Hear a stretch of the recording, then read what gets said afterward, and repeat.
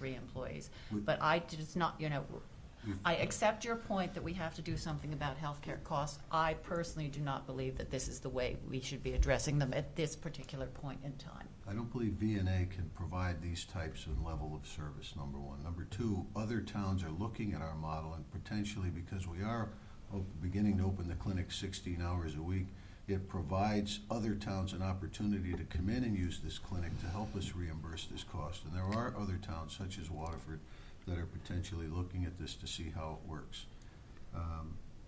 In terms of the disquiet you mentioned with the healthcare, which has absolutely nothing to do with this clinic, we changed from Anthem to Aetna.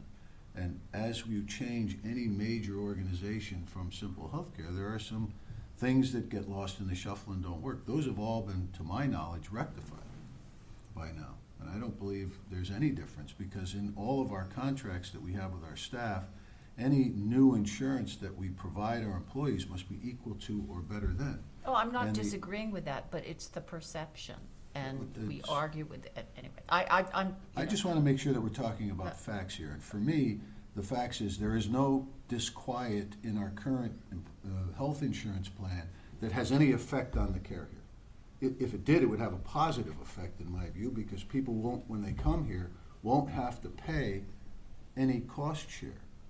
They come here and they get the clinic costs for free, because the savings are as a result of our self-insured model, that we're putting the money out as a community. Our taxes, this is a struggle that we face every year in maintaining enough money in this fund to make sure that we do it. And this is an opportunity for us, in my view, to save that money and to really take control of our healthcare costs. So these other things are peripheral and not really associated in terms of the VNA, the disquiet amongst whether it's Aetna or Anthem, and the commitment is based on a funding commitment on an annual basis. If it's not funded at the town budget, then we have that clause out. So, I'm not arguing with people. I'm just trying to make sure that the facts on the table are looking. It's a different model. It's something that's new. But if we sit here and don't do anything for the next 2 years, the costs are going to keep incurring, and we'll be paying out next year $679,000 versus $453,000. So, and the town is not operating. None of the Board of Selectmen, the Board of Finance, or the Public Works Director is going to go down there and operate this clinic. The care folks do, and they've done it very successfully in many, many states, with more states coming on each and every day. So that's my pitch. I'm happy to. Kevin? One thing, the 496, it's open to the families as well, correct? Yes. Because I'm thinking there's some very good points made tonight. But some things concern me, which I've seen lately. You're hearing about doctors now basically no longer accepting medical coverage. They'll accept patients at a premium for a certain amount of money for a course of the year. They'll guarantee their patients so many visits where you'll actually have time with the doctor. And I think we see more and more cases now where when you go to a clinic or something like that, sometimes you never even see a physician. You see a PA or something along those lines. We're not seeing enough physicians in places like that for which people get a chance to possibly get treated to the level we would hope they would. If this doesn't involve a copay, we're not sure how many people would take part in it. If you're going to, we see that there's not the cost for prescriptions. There's not the cost for copay for visits. I think people will start taking advantage of that rather quickly.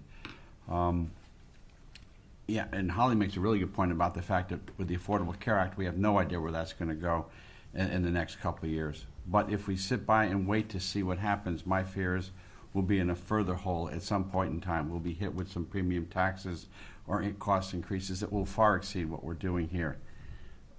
I like to be proactive, especially in the area of healthcare, which is what I think this is done. The state's done it with the Health Enhancement Program, and they have seen significant savings by offering employees a stipend for making sure they have their vital, if they have chronic problems, that they're monitored, that they have the yearly physical. Obviously, there's obviously a little bit of risk in this. There always is. But I think this will pay dividends to the town and also, more importantly, to our employees by providing them care and access to a doctor at no copay to them, some prescription meds, and I think it'll rather quickly get a lot of use by our employees. Anyone else? Well, I trust you, Paul. You've done your work on this. You've been doing this since January. You've been working 11 months on this project. Got a 7-year track record of watching the costs in this town and managing and coming up with new and innovative ways to save money, especially in healthcare. Frankly, our healthcare costs have been very well controlled over the years, but we know what's happening with those costs. Your passion that you've put into this, your investment in this, causes me to back this for that reason. If not only for that reason, but that's where my vote will fall. I would also like to state that regardless of my negative vote, I would in no way benefit from this personally, one way or the other. I'm not covered by the town's insurance. Any further discussion? One question out there. Do we have 496 employees, or does that include family members? No, we have 496 employees that use the town's health insurance. So each employee might have That's one correct. or two more. So That's correct. So there's really 1,500 users, maybe. That's correct, yes. Okay. Further comments? Well, only one thing was that this does make sure we have at least a quarterly monitoring or something, so we are getting feedback from the provider as to how it's going. Okay. You ready to vote? Call it. All those in favor? Aye. Aye. Aye. Any opposed? Nay. Opposed? Abstention. Okay. Motion is 3-2-1. This will go to Board of Finance for their consideration. Thank you very much. The next item on the agenda is the reallocation of capital funds. There was some work done. You want to kind of review this, Anna, while you're there? Sure. As you know, we have budgeted this year for painting the outside of the East Lyme Community Center. And when the project was completed, the contractor had not included taken into consideration the fact that he was going to have to rent the equipment to get up to the high spots. Our building maintenance supervisor would like to share the cost of this, which is about $740. He would like to do this because the contractor, he feels, really went above and beyond in doing this project. He called the original architect for the building in to go over what the best paint colors would be to do the painting. He painted the outside shed and other all the bollards around the building without even being asked. So he would really, appreciate your consideration on this matter. We have a couple of other projects that we had in that same account that have come in under budget, and that's the, the suggested use of funds for this request. I'll move to approve the reallocation of $742 in the amount of in the account 0170 724 700 403 to painting the ELCC exterior from as follows: 207 from the sprinkler systems project and $535 from the East Lyme CC parking fixtures project, and forward to the Board of Finance for their approval.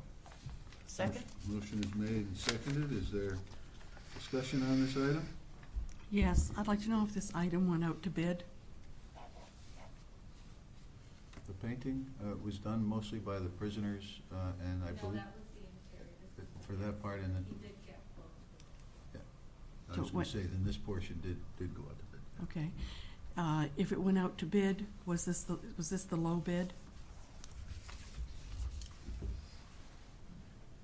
Do you know if it was the low bid?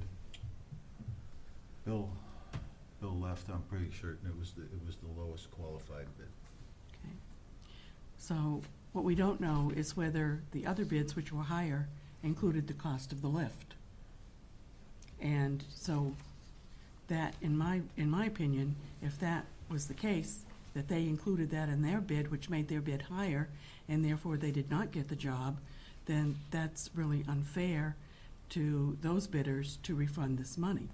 I understand the rationale that he did a very good job and did extra, but I would be concerned about the other companies that did bid on that. And if they lost the bid because they were not the low bidder, but yet included the cost of that in their bid, then that makes it really kind of an unfair practice. I don't have the bids in front of me, so I can't answer your question. Would you like to table this until we get that?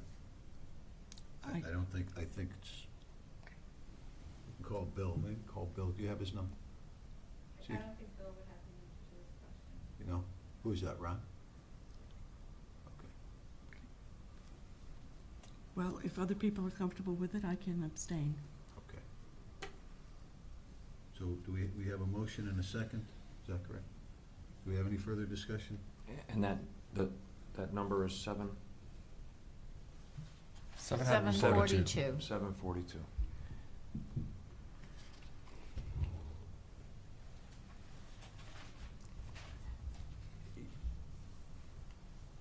I don't think it would just be interesting to see if when he put it out, obviously, if you walk in there, you know you're not reaching those walls with a pole. Right? Well, the peak outside. Yeah, I mean, come on, Right. that's not gonna happen, so. Interesting, Roseanne's got a really good point. I know we went out of his way. I guess probably for the extra $700, we couldn't have got the rest of it done regardless, so I'm gonna just go along with this because in the grand scheme of things, it's not, the work is done and we should move on. If it's on Ron's recommendation, we should do it. Further discussion on this item? Okay, so we're voting? All those Sure. in favor? Aye. Anyone opposed? Anyone abstain? Abstain? Sardi abstains.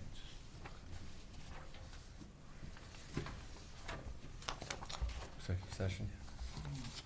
The next item, Mr. Grillo was unable to come at our earlier executive session time, and as he was engaged with another municipality. So I'd like to enter into executive session for the purposes of discussion with respect to collective bargaining strategy, the police contract, and invite Attorney Grillo, do we need Anna? And Ms. Johnson into the session, please. Did you make that motion? I did not. Okay, I'm so moved. Is there a Second? Made and seconded. Any discussion? All those in favor? Aye. Aye. We can, Could I ask if our technician could be dismissed to go and finish his homework? need to go? Thank you. Yeah? Sure. Yeah. We're gonna give this to Mr. Nickerson. We know my problems with that machine, so. Of course, Yeah. you got us on pause until we come back, and then, okay, good. Thank you for your service. Thanks As again. always. Thanks for coming. All right, so we'll just move in there. You guys you can sit right there, Kim, and I think we're done with you, right? So, thank you for coming.